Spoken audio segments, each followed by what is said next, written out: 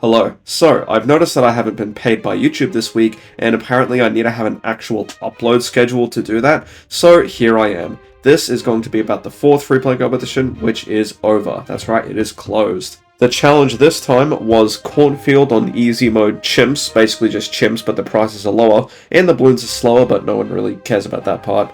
And I'm allowed to remove one set of corn, except the biggest one. You start around 20, have $20,000, and the only tower that is banned is the Dart Paragon. I was going to originally try hard this, but as soon as I heard that there was chimps mode, I was like, yeah, no thanks. But then I decided, yeah, why not compete? But do a dumb meme run. So that is my challenge for today. I'm going to be doing one attempt of this challenge, and I'm going to see how far I can get in no harvest. So basically, the rule where removing the corn is an option, I just completely ignore it and assume that the corn is immovable. So I decided to fire up my first attempt on the 25th of May, and the competition ends on the 24th.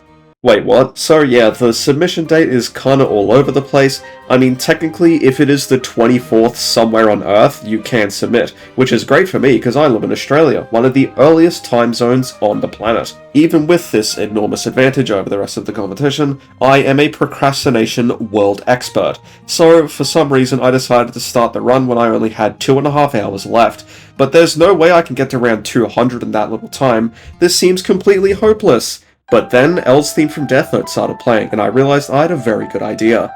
I used F5. See, using F5 gave me a whole new perspective, and I was able to pull up a menu that I couldn't have seen before. You see, this is the Faster Forward mod, a quality of life mod that is allowed, that speeds up my game by however much I want it to. Technically, I could have pressed F3 or F4 to speed it up as well, but, shut up. Armed with this newfangled technology, I was able to speedrun through the early rounds even though I actually didn't, because F2 is also an option that speeds it up by another decent amount. The hero of choice was, of course, Izili, and here I make the biggest mistake of the entire run: 2 discount villages. Well, yes, funny ISAP meme insert here, but also this second village is an enormous waste of space, and even though I upgrade it to a primary mentoring later, that's going to be doing absolutely nothing for me. But I do get a double discount, so you take what you can get, I suppose. My general strategy going into this was, of course, Legend of the Night. That's going to be utilized by practically everyone in the competition, because the Legend of the Night's Black Hole is legendary for absolutely destroying 8 seconds worth of any round. It's also a decent DPS tower, I guess. My strategy, interestingly, was actually not to get Legend of the Night immediately, but instead save up for a Super Mines, because Super Mines is super good when paired with Homeland Defense, because spikes also count Pierce as damage, technically, and that means Homeland Defense doubling your attack speed and your Pierce means that Super Mines effectively gets a 4 times buff from this tower. Starting on round 20 with this initial defense, I basically just let Spiked Mines and an Alchemist carry me through the early rounds, up until affording Super Mines at round 88. That's easy mode prices for you. Super Mines, being the absolute giga chad that it is, allowed me to save up for a Call to Arms to defeat round 144 to fight BAD, and 1 round later I got the Legend of the Night. I am cruising at this point. I have my 2 strongest tier 5s on the field, and from now on I just have to slowly get some other supporting towers, and I should be good from there. From this point forward, armed with level 20 Azili, I can just cruise all the way to my next big tier 5 purchase, that being the Ultra Boost on round 160. Ultra Boost provides a 66% permanent buff to my Legend of the Night and Super Mines, and also an active buff on one of them if I wish. This will probably be going on the Super Mines because Homeland just pairs so well with it. This defense, along with buying Permabrew, can last me for quite a while, up until round 176.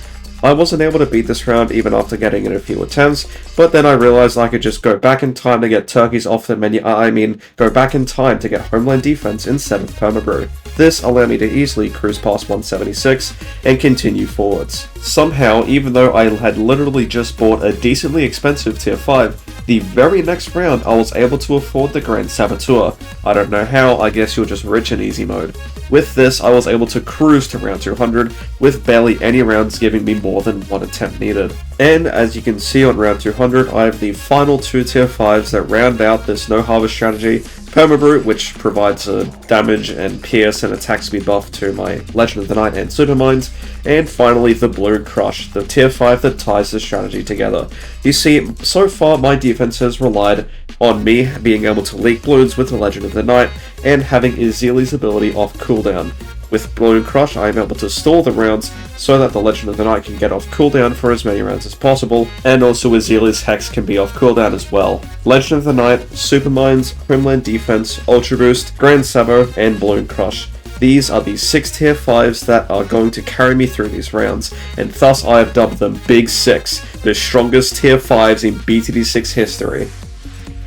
Do any of you actually watch Pokemon on Minecraft? Because if not, these references are going completely over your head, and I will be very disappointed because they're hilarious. After round 200, the rounds got much harder. With the guaranteed bads and possibility of fortified bads, I have to start microing Ezeli's ability with a lot more precision to actually be able to survive. Balloon Crush is stalling as many rounds as it can, so I can have Legend of the Night's Black Hole for as many rounds as I can. This is just meant to be a dumb beam run, but now I'm optimizing it like crazy. For example, round 215.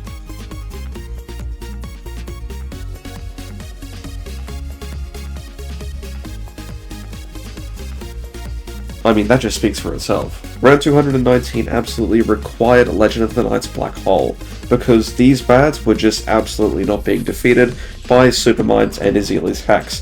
That means round 220 can't be that difficult, and I'm hoping that it only has 1 or 2 bads.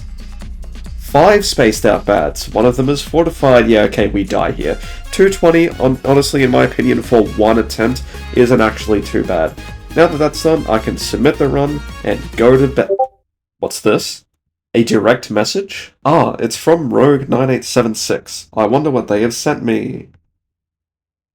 Oh hell no, I ain't losing to this. Round 229 with this strategy?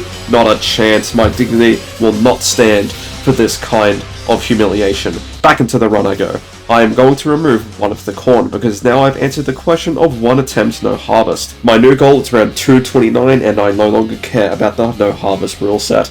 Now I am going to add the final harmonic, which decreases ability cooldowns for Ezeli, which means that I am able to beat round 220 with ease. From here on out, I must micro my heart out to be able to beat this legendary run. Round 221, walk in the park. 222, easy peasy.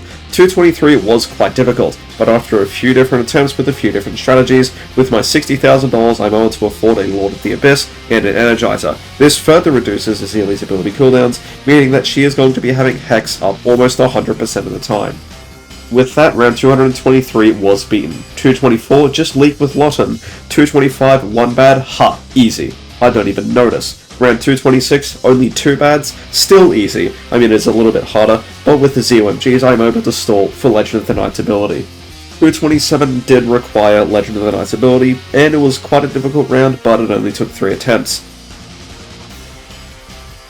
Round 228, 3 bads, but they're all clumped together. I can still kill that with 1 Ezeli Hex, and now round 229, the round Rogue died on. This is surely going to be the most difficult round of the entire run. If this incredible strategy wasn't able to defeat it, I'm not sure if I can.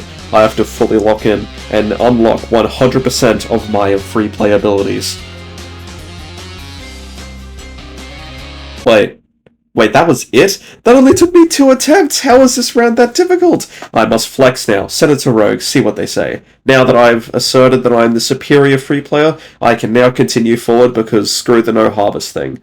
I did eventually make it to round 233 after a few attempts because one of the earlier rounds did need Legend of the Night, and 233 is not beatable. I mean, it kinda looks beatable, but no, there is no chance I'm doing that with this strategy. And with that, that is my submission for the 4th Freeplay Competition, round 233. Is this a top strategy, or is this a top round? Absolutely not. I am nowhere close. I'm about as far away from first place as I am from the moon. And that was it for this video. I hope you enjoyed. I am going to be making a channel anniversary video because that's in 2 days. Yay, more work. But I mean, I do get paid, so you know what, it's all worth it in the end. Anyways, goodbye.